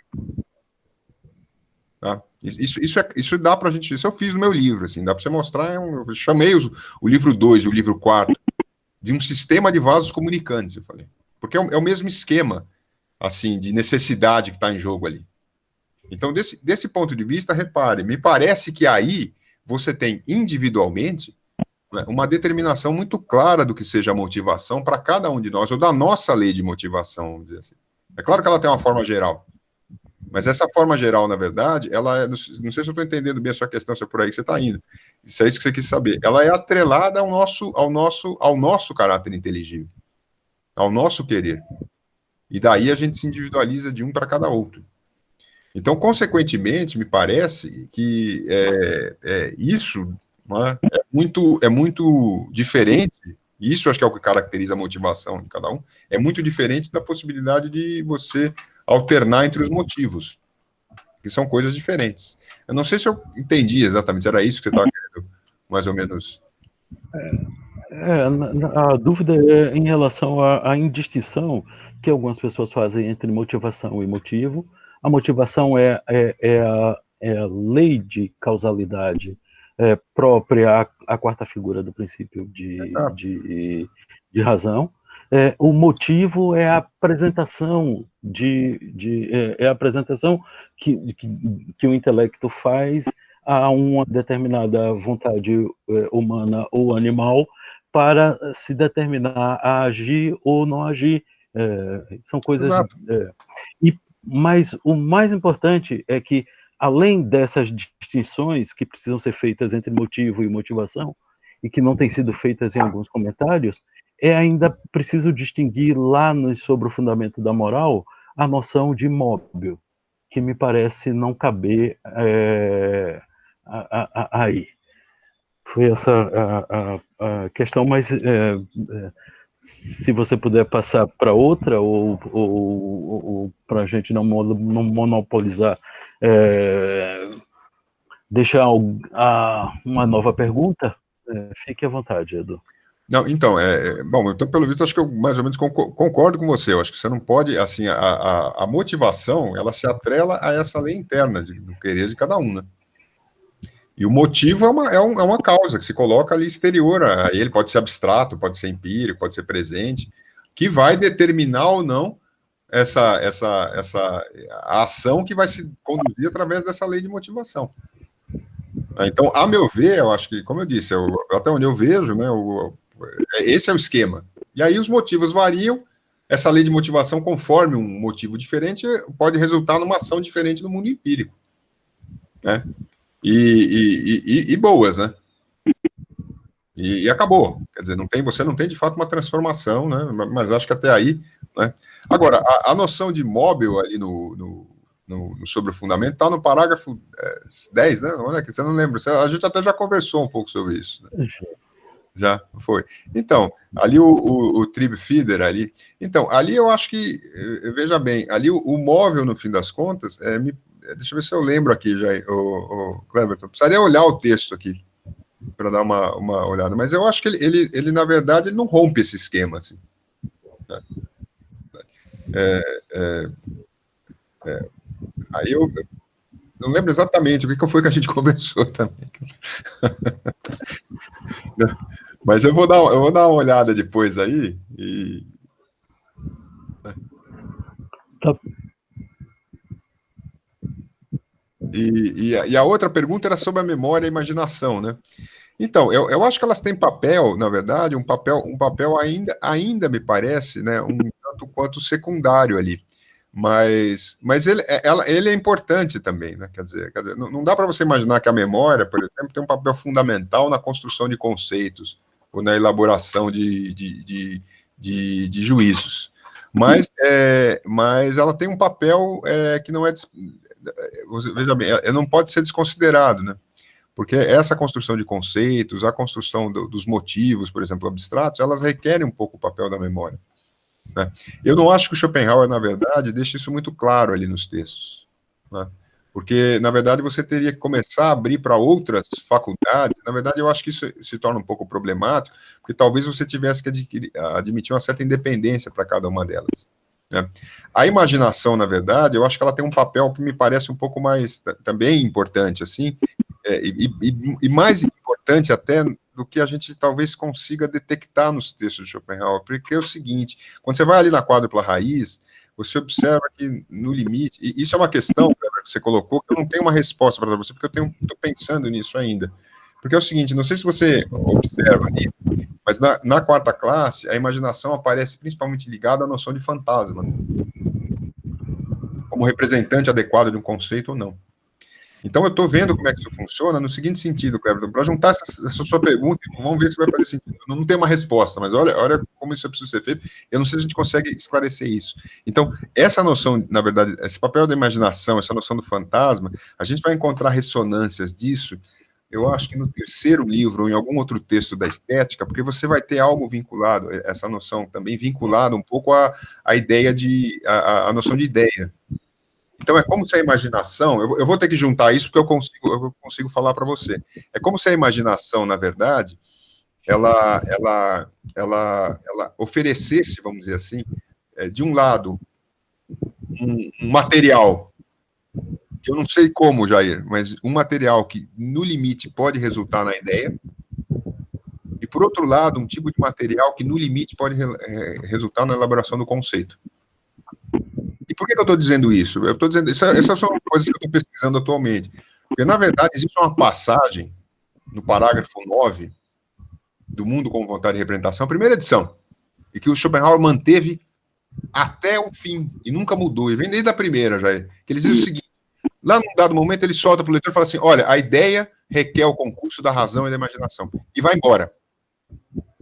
Então, eu acho que, na verdade, o que eu estou formulando agora é o seguinte, eu acho que, na verdade, isso vai se resolver, ou isso vai resolve, isso, na verdade, tem uma função que acho que o Schopenhauer não desenvolveu bem, mas que tem a função de entender qual é a relação que a imaginação tem, que a noção tem, o papel que ela tem na produção do conceito, junto com a razão, na produção da ideia, e, sobretudo, para entender como é que opera a noção de ideia na filosofia do Schopenhauer.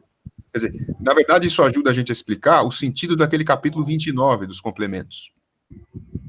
O que é uma ideia aurida das relações, e que ainda não é a própria essência da vontade, e que requer um sentimento interno para que ela possa ser reconhecida como a essência, como vontade. Não sei se me fiz claro aqui, Cleverton, das coisas que eu estou juntando aqui. Porque eu entendo a sua questão, e, na verdade, eu acho que essa passagem a qual você se referiu, sobretudo em relação à imaginação, a memória eu pensei menos isso, mas a imaginação, ali na quádrupla raiz, a meu ver, entra nesse conjunto de considerações, né? E é por isso que ali, o que você vê é a imaginação, digamos assim, ou ela correndo solta, aí ela produz algo que não serve para nada, um fantasma, que não é um representante adequado no conceito. Ou ela fornece para a razão uma imagem onde você, a partir dela, você consiga caminhar na direção da elaboração de um conceito, ou então, de um jeito que ainda eu quero ver ainda como é que funciona, a imaginação, né?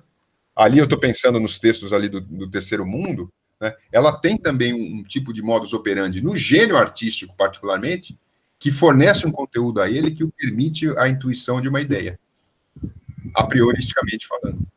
Então, com isso, o que eu estou... Não sei se está fazendo sentido para você, Cleverton, o que eu estou tentando fazer, tudo que eu estou juntando aqui, né? Mas eu acho que o que está por trás, assim, vamos ver se... O que vocês acham? Vou perguntar com o Jair aí, que o Jair ajuda a gente a pensar isso aí. Eu acho que o que está por trás de entender essas diferenças, Cleverton, é você começar a depurar um pouco, acho, algo que Schopenhauer indica, mas ele não especifica bem, aí a diferença do modus operandi das genialidades, pensando aqui na genialidade filosófica, que é uma genialidade, mas não coincide no modus operandi com a genialidade artística, das artes plásticas, né? Porque a genialidade musical é outra coisa ainda, que eu não sei o que é. O Wagner tenta montar uma ali no Beethoven, mas não é a do Schopenhauer. Não sei se fez sentido para você, Cleverton, estou falando. Sim, fez. Então, é uma questão assim que, assim, na verdade, eu estou mexendo nessas coisas assim, meio por agora, né? Parei um pouco aí, mas eu estava mexendo nisso no semestre passado, quero retomar, né? Então, eu acho que, desse ponto de vista, me parece que na quádrupla raiz, sobretudo a imaginação opera desse jeito, né? Tá? Então, ela, na verdade, a impressão que me fica também, já que você mencionou, ela acaba tendo uma importância um pouco escamoteada, né? Ali na filosofia do Schopenhauer, né? Então, eu acho que ela tem uma importância um pouco maior até do que o Schopenhauer, no fim das contas, acaba admitindo, né? Não sei se vai por aí também. Pode ser também que eu não acho mais nada disso daqui a um tempo.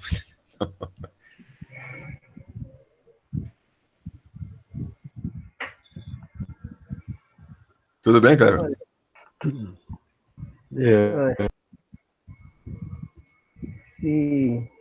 Se ninguém tiver alguma pergunta exatamente agora, eu gostaria de fazer uma espécie de comentário com o professor Eduardo para explorar justamente esse caráter mais didático da exposição dele, né? Então eu vou me mover mais nesse registro didático. O senhor explica que essa obra, o princípio de razão suficiente, sem ela, a gente não consegue entender boa parte do livro 1, do mundo como vontade de representação, né? E, de fato, Schopenhauer diz lá no prefácio do mundo como vontade de representação que essa obra, a sua tese de doutoramento, ela deve ser lida como uma introdução, né, como uma propedêutica dessa sua obra principal. Ele até brinca, né? Estou fazendo várias exigências aqui. Leiam a minha tese de doutorado, leiam o mundo como vontade de representação 2, 3 vezes, né? Saiba um pouco de Kant e Platão, e no fim, se você não quiser seguir essas exigências, você pendura o livro na prateleira para ele ficar enfeitando, né? Mas o meu ponto é o seguinte: quando o senhor está usando esse livro para explicar a teoria da ciência do Schopenhauer, eu acho que a gente poderia desdobrar esse livro também em um ponto que o senhor mencionou no começo, que era como localizar Platão entre os seus contemporâneos, né? O Schopenhauer entre os seus contemporâneos.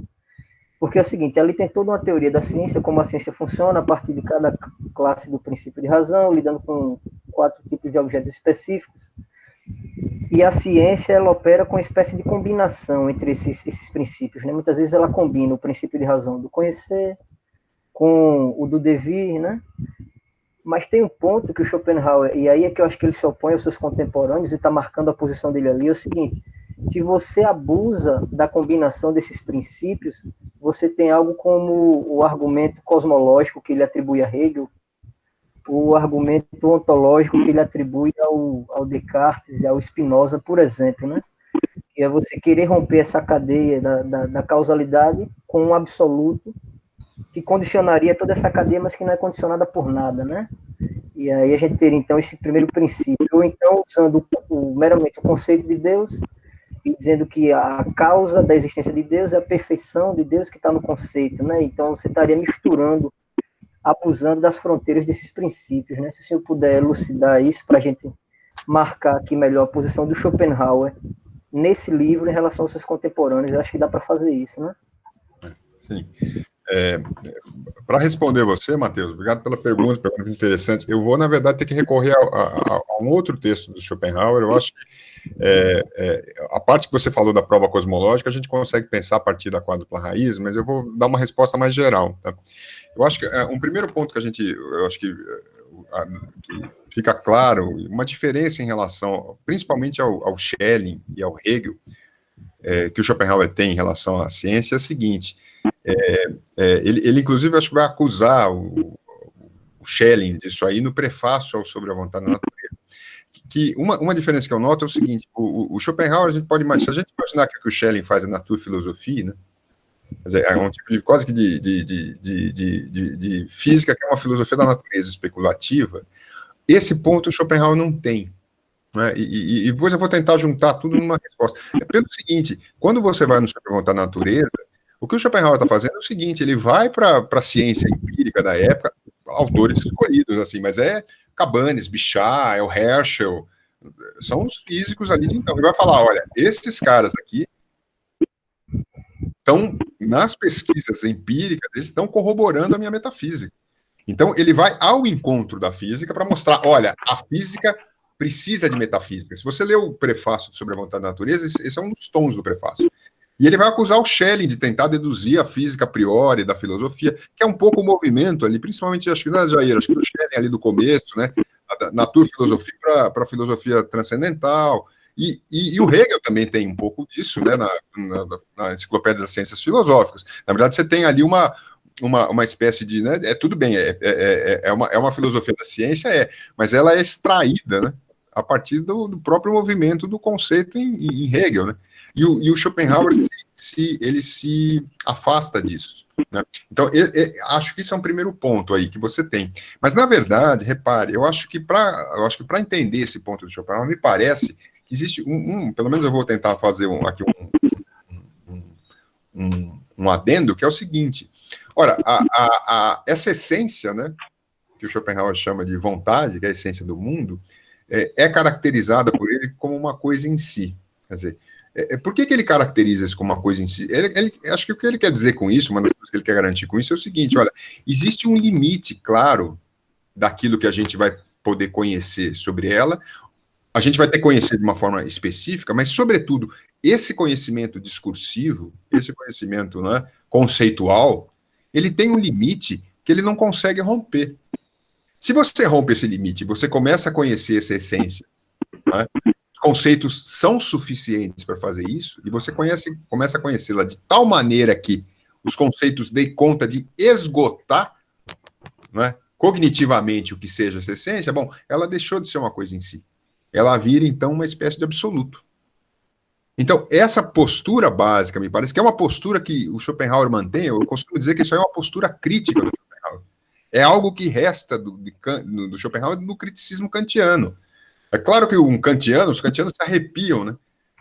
Coisa em si é vontade. Né? Assim, o kantiano, quando eles leem aquilo primeira vez sem entender direito, eles ficam malucos, né? Como é que isso é possível? Não sei o quê. Mas aí você vai percebendo que a maneira como Schopenhauer caracteriza essa vontade como coisa em si, o cuidado que ele tem, isso eu acho que o Schopenhauer é muito cuidadoso, de nunca transpor o limite entre representação e vontade, faz com que esse modus operandi, que é um modus operandi que a gente encontra nos textos de naturfilosofia do Schelling ou do Hegel, por exemplo, na Enciclopédia das Ciências Filosóficas, qual seja esse modo? Um modo onde a conceitualização vai dando conta de esgotar o sentido, né, da natureza, o sentido, né, do que seja o próprio mundo.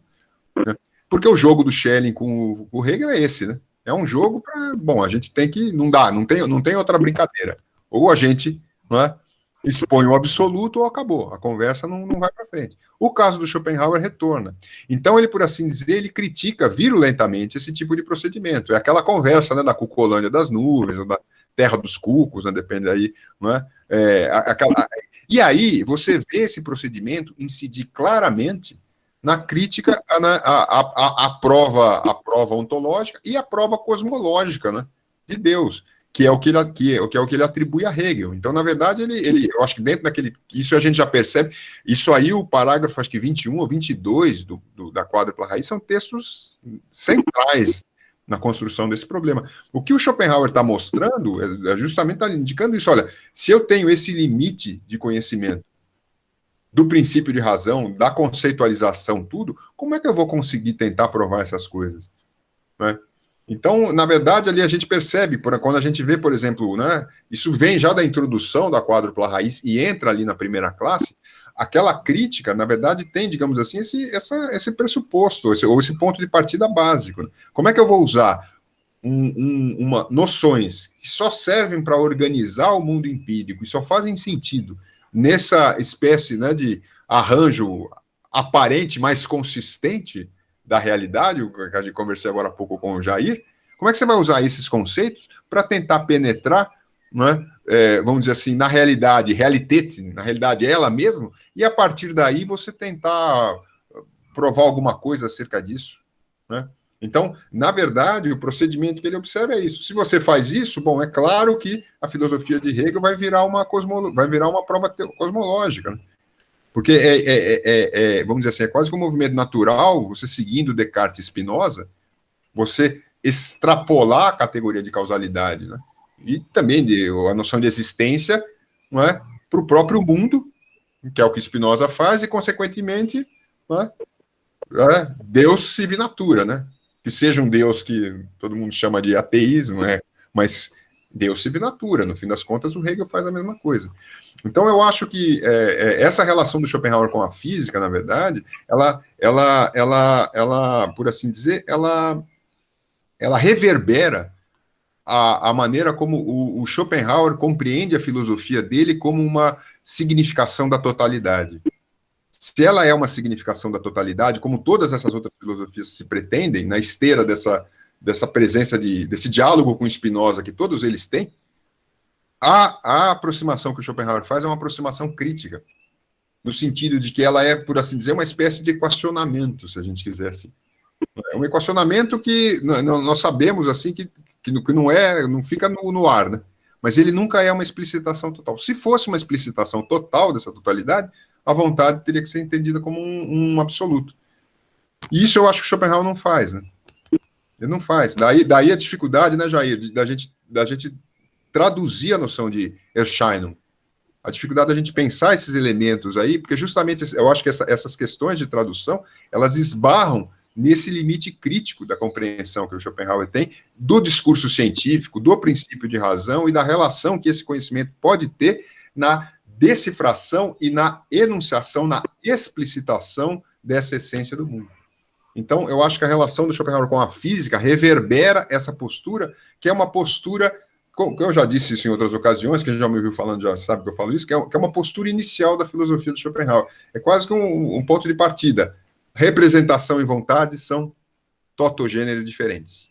Então, se eu não entender o discurso do Schopenhauer nesse limite o tempo todo, eu não vou entender o que ele está fazendo. Né? Assim, e isso, o Schopenhauer, assim, quem leu já meu livro sabe que eu desço a lenha, né? Um monte de coisa que ele faz. Mas isso é uma coisa, por exemplo, que eu acho que o Schopenhauer tem uma consciência enorme, assim.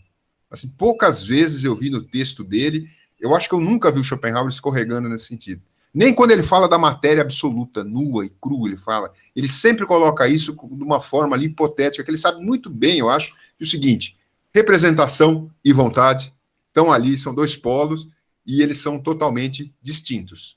Essa é a minha posição. Eu acho que ele não consegue, não vai. Mas, enfim, não sei se esclareceu mais ou menos, se juntou aí. Né? Juntou sim, tá ótimo. Obrigado. Eu queria fazer uma pergunta, não sei se dá tempo, Cláudio. Por mim dá, vocês que sabem aí, para mim. É curta, é rápida, só para... Bom, Eduardo, obrigado pela exposição, pela apresentação, sua preocupação sempre com a clareza e forma didática de colocar os temas é muito importante e interessante. Então, minha questão vai nesse aspecto, tá, de explorar a tua didática e é sobre um tema que você trouxe um pouco antes de falar da divisão entre as quatro raízes, quando você falou sobre a ideia e a representação, né, e essa diferenciação, E uma questão que volta e meia me aparece, né? Então eu queria ouvir de você. A pergunta seria: a ideia é um objeto? Né? Sim, eu acho que, assim, eu pensei muito sobre isso, Bruno, quando eu fiz a minha tese, pelo seguinte: o Schopenhauer acaba cometendo no início dos complementos, ou dificultando a vida um pouco do leitor, assim como ele dificulta a vida do leitor um pouco no início do livro 1. Quando você, eu estou pensando aqui, Cleberton, nas pessoas que estão começando a ler Schopenhauer também, tá? Por isso que eu estou falando isso. Quando você começa a ler O Mundo como Vontade e Representação, o Schopenhauer parece que ele reduz ali, não é, a noção de objeto a objetos que estejam no espaço e no tempo. Ele vai reduzindo, assim, vai mostrando, o objeto sempre está no espaço e no tempo. Bom, isso não funciona, a meu ver, nem no princípio de razão suficiente. Você não pode dizer isso exatamente dos conceitos. A menos que a gente ache algum papel aí para a memória, né, Cleber?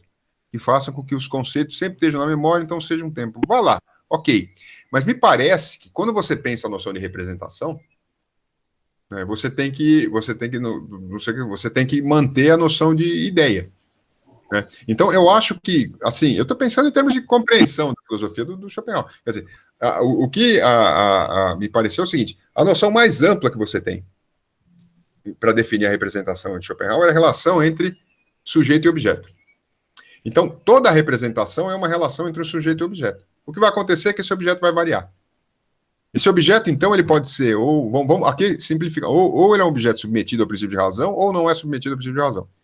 Depois a gente pode pensar a distinção entre representações intuitivas e abstratas, que também dá certo no Schopenhauer. Tá? Por isso que eu acho que não dá para você pensar tudo no tempo, né, Cleberton? Por essa outra distinção do Schopenhauer entre intuitivas e abstratas. As abstratas, se elas não são intuitivas, elas estão fora de qualquer forma de intuição. Então, não dá para você reduzir o objeto ao espaço-tempo, como ele faz no começo do quarto livro. Então, você tem essa relação, que é a relação, vamos dizer assim, a mais alta de todas. Então, a maneira como eu vejo é o seguinte: a ideia é uma representação. Se ela é uma representação, ela é um objeto que se põe para o sujeito. Mas é aquele objeto que se põe com existência estrito sensu. Então, a ideia, na verdade, ela existe, né, por ela mesma. Ela não existe uma em relação à outra. E ela se torna a representação na medida em que ela se coloca como algo que está diante do sujeito, no caso é o sujeito puro do conhecimento, né, vamos indicar desse jeito, né, que é ou o que está contemplando, ou o gênio no seu momento de produção, né, de intuição, eu vou usar a palavra mesmo a priori, nesse caso aí, mezzo a priori, mas em parte a priori, mas fundamentalmente a priori, ele consegue fazer isso, da ideia. Então, digamos assim, esse é o primeiro par que você tem. Quando você avança para esse ponto, a partir dos complementos do mundo como vontade e representação, você percebe que o outro grupo, ou seja, o grupo do objeto que se relaciona com o sujeito através do princípio de razão, parece ser indicado pelo Schopenhauer. Isso é uma questão de interpretação, mas começa a ser indicado pelo Schopenhauer pelo par sujeito-matéria. Então, isso também é uma interpretação, né, porque a matéria, na verdade, ela se torna o correlato do intelecto. Isso a gente vê, por exemplo, nos Parerga. Mas isso, veja bem, isso são coisas que Schopenhauer, me parece, vai superpondo, sem explicar ou sem dar muito... Ele vai mantendo esses níveis de abordagem presentes ali na obra dele. Tá? Então, quando você lê o começo, ali o que acontece? Ele faz ali no começo dos complementos do mundo como vontade de representação, com a noção de matéria, mais ou menos o que ele fez com a noção de objeto ali no começo do primeiro livro. Então, ele reduz um pouco, não é, toda essa objetividade submetida ao princípio de razão a uma relação ao sujeito e matéria. Mas eu acho que esses, vamos dizer, pelo menos esses três pares de correlações entre o sujeito e uma coisa diante dele, um objeto diante dele, se mantém. Esse mais geral, que eu acho que é como você entende a ideia de representação como um todo, e esse, ou sujeito e ideia, ou sujeito e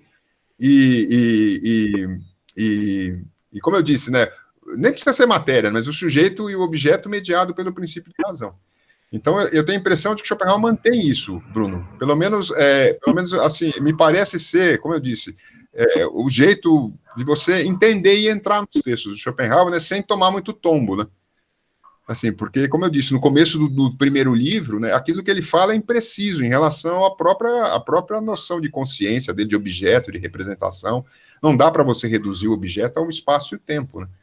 Porque aquela divisão entre representações intuitivas e abstratas, essa eu consigo entender. Primeira classe são intuitivas, são as empíricas. Terceira classe, são intuitivas, espaço e tempo como formas a priori, ok. Quarta classe, o sujeito do querer se intui no tempo. Tem uma forma de intuição lá. E a ideia, né, Jair, tem uma intuição que não é essa, é outra, não sei qual é muito bem, mas a ideia também ela é intuitiva, ela tem uma apresentação intuitiva, né, isso o Schopenhauer diz em vários momentos ali do terceiro livro. E você tem um outro grupo, que é o de representações abstratas. Essas são só os conceitos, essa é só a segunda classe. Então, a partir disso, não dá para você reduzir a relação de sujeito e objeto a tudo que está no espaço e no tempo. Eu acho que é o começo do primeiro livro, causa um pouco pelo menos para mim, essa estranheza. Mas, como eu disse, o Schopenhauer faz uma coisa parecida no início dos complementos, só que ele troca objeto ali por matéria. E depois, lá nos parágrafos, ele vai dizer que o intelecto e matéria são correlatos, né? Ou matéria, né? Mas tudo bem, então, né, eu acho que... O Eduardo. Oi, Jair. O que eu acho, Eduardo, é que nessa noção de ideia, o Schopenhauer é bastante aristotélico, ou seja, Sim. Você deve se lembrar que no segundo livro, o Schopenhauer fala que a vontade, enquanto essência, enquanto atividade, né, Tätigkeit do mundo, ela tem esses atos originários que são as ideias. Uhum. E aí o mundo, como espelho dessa vontade, o é devido a essas ideias que depois o Schopenhauer, em algum momento, vai vincular às espécies da natureza. Então, me parece que quando o gênio artístico cria, na verdade, o que ele está fazendo ele está refazendo esse próprio processo de criação da vontade, esse próprio processo de criação da natureza. E aí ele institui, propriamente dizendo, uma obra de arte. Então, a ideia, de fato, ela é objeto, mas quando há a criação artística, esse gênio, esse artista, ele refaz esse processo de criação da natureza. Então, a ideia, por um lado, ela é objeto, mas, por outro lado, ela é também atividade. Quando o criador da obra institui a sua obra. Porque ele faz, às vezes, da natureza, criando. Então, ele é um processo, mas, ao mesmo tempo, é uma ideia. Ou seja, é um objeto. É uma atividade, mas também é um ato originário da vontade, né? Então, ele é bem aristotélico, aí, me parece, quando vai falar da criação artística, da contemplação estética. Não sei se você pensa Jair, disso. Jair, então, tem que terminar, Kleber? Ou pode continuar? Não estou te ouvindo, Kleber. Não estamos te ouvindo, Kleber. Você tem que abrir o microfone.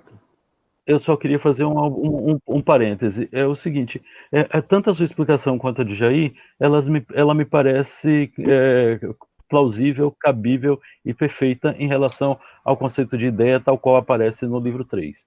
No livro 2, a pergunta, a ideia é um objeto, ela me responder de forma tão categórica como você fez, parece que causa ou traz mais problemas do que se você pensar nas ideias, tal qual aparece no livro 2, como um objeto, você se vê enredado em problemas ainda maiores do que a própria solução que você propôs. Então, eu não consigo acompanhar vocês dois em relação à discussão do livro 2 do mundo. No livro 3 eu até entendo e acompanho. Bom, eu vou começar. Jair, no meu livro, eu falo isso com todas as letras. Olha, a noção de ideia do Schopenhauer, ela se dá num cruzamento com a tradição aristotélica e um terreno platônico. Isso é assumido, assim, não é assumido pelo Schopenhauer, mas é absolutamente explicitado nas referências que ele faz ao Soares. Eu fiz muito isso no trabalho, então isso foi um dos carros-chefes ali do trabalho que eu fiz. Você, de fato, e você só começa a reconhecer, entender a noção de ideia, quando você percebe que isso está presente no texto do Schopenhauer desde a primeira edição. Na verdade, ele vai associar a noção de ideia com a noção de forma substancial. Isso não é mais Platão. Isso é escolástica, e uma escolástica que articula Platão e Aristóteles. Esse ponto, para mim, é pacífico. O Matias, eu já conversei com ele, com o Koster, entendeu? Isso ok. E se a gente faz isso, Jair, a gente começa a conseguir entender qual que é o modus operandi desse aprendizado do gênio artístico lá na natureza. Eu estou fazendo um artigo sobre isso por muito tempo. Eu comecei a ler o Beethoven E aí eu fui falar sobre o gênio ali, eu falei, eu preciso botar isso no papel, porque para descer a lenha direito, não é descer a lenha, entender direito, porque eu adoro Wagner, assim, os escritos teóricos dele, acho que assim, impressionantes para um músico fazer aquele escritor, apesar da viagem que ele faz ali. Mas, enfim, e isso para mim está claro, já. Isso eu vou falar, na verdade, um pouco sobre isso, sobre esse duplo aspecto, quando eu for falar da metafísica da natureza, Cleverton. E aí você consegue entender, sim, a ideia como forma substancial e como objeto. O que você não pode perder de vista é o seguinte, nós estamos no idealismo. Então, quando eu estou no segundo livro, aquilo ali é para um sujeito. Então, se eu abandono esse idealismo, eu simplesmente esqueço e vou correndo ali, achando que a ideia, se ela é um ato individual, ela tem um conteúdo mesmo de ser um ato, porque ela é forma substancial. Isso é exato. Então, na verdade, o que eu percebo como representação, se eu vejo uma ideia no segundo livro, é esse ato da vontade que surge para mim. Então, por isso que eu noto, assim, ele é uma representação. No caso, é a ideia, e aí já não é mais uma... No caso, é uma espécie que está em jogo ali, que é outra questão, na verdade, que a gente tem que dissecar, né, para entender melhor esse modus operandi, e para entender onde é que a ideia é mais platônica para o Schopenhauer. Ela é platônica num momento muito específico. A minha posição hoje em dia, vou explicar isso aí, dou o nome de qualquer nome. Ela é platônica numa certa acepção da ideia platônica que a gente encontra em Soares para o gênio artístico das artes plásticas. Bingo. Acabou. No resto, nos mais desenvolvimentos, para a gente entender com mais tranquilidade o que eu acho que Schopenhauer faz, a gente tem que migrar para esse referencial que o Jair lembrou aqui, que é o referencial, não é, de inspiração aristotélica, dá uma tradição aristotélica, Jair. Isso eu fiz na minha tese, passa por Bruno, passa por Plotino, pelos neoplatônicos, vai dar lá no Soares. Né? Então, tudo isso aí eu fiz lá no meu livro. E aí, Cleverton, a gente consegue entender como é que ela funciona como um objeto. Qual que acho que é o ponto de partida? O ponto de partida, me parece, você nunca esqueceu o seguinte, o tempo inteiro ali, se eu estou fazendo metafísica da natureza, aquilo é também idealismo. Você percebe? Então, de fato, você tem que entender um pouco, me parece, as coisas nesse duplo registro. Quer dizer, eu posso chamar a ideia de um objeto porque ela é uma representação. Quer dizer, se você imaginar o seguinte, se você retira o ser humano e só deixa uns animais que não fazem filosofia, você percebe?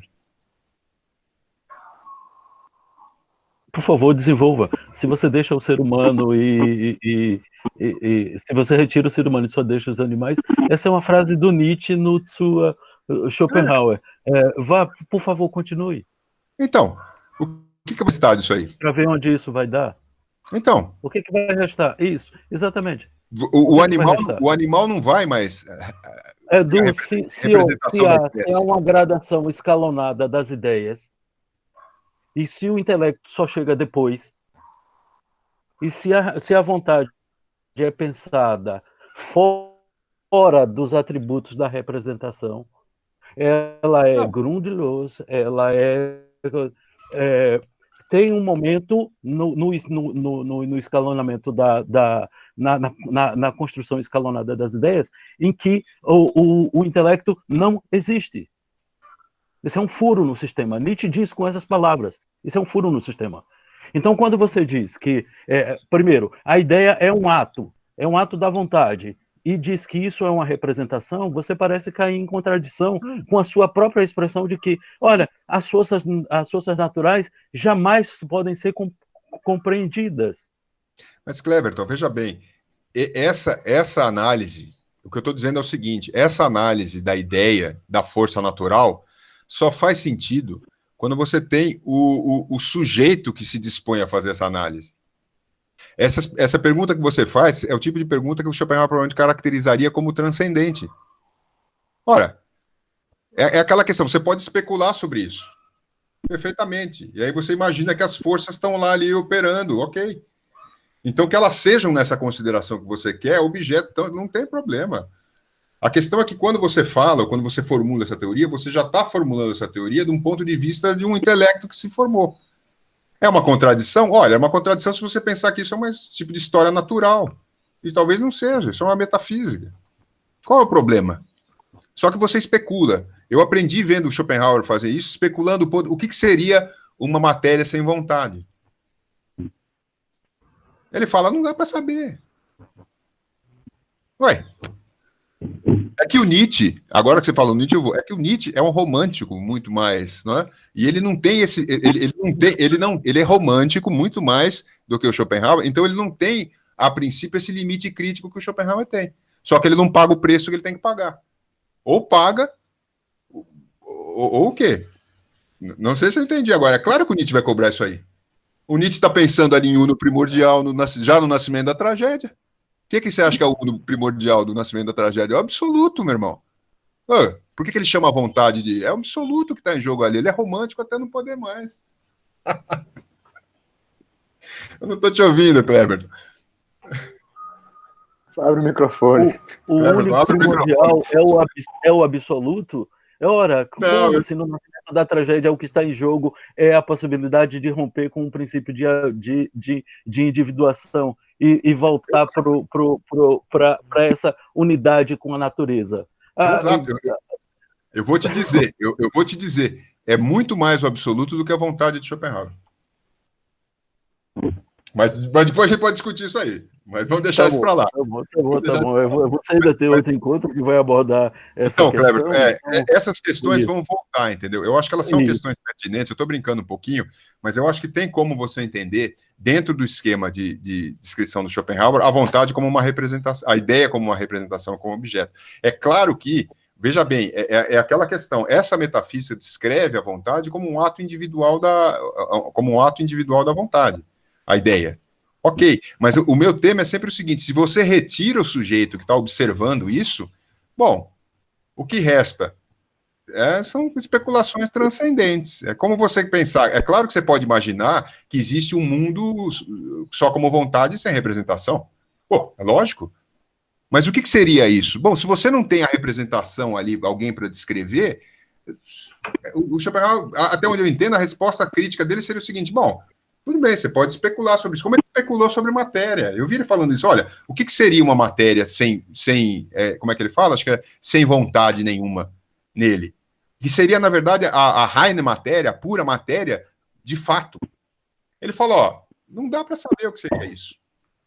Por isso que ele diz que a matéria é só um conceito, é uma abstração, é uma hipótese quase, um pouco como a coisa em si funciona numa leitura bem kantiana de Kant, vamos dizer assim, né? bem contemporânea de Kant, é quase como um recurso metodológico. Mas depois a gente pode falar sobre isso, voltar um pouco, para entender. Eu acho que a gente está aqui falando mesmo de teoria do conhecimento, mas de ideia.